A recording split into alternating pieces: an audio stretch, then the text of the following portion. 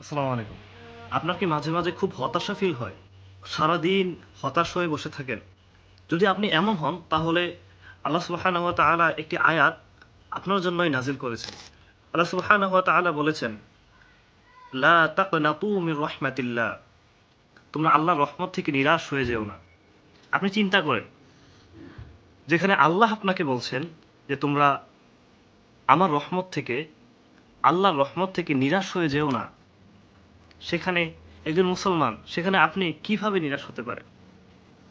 আপনি যখনই নিরাশ হবেন, তখন আপনি এই আয়াতটির কথা মনে করবেন এবং আল্লাহর কাছে সাহায্য চাইবেন এবং বলবেন, হাসবুনাল্লাহ।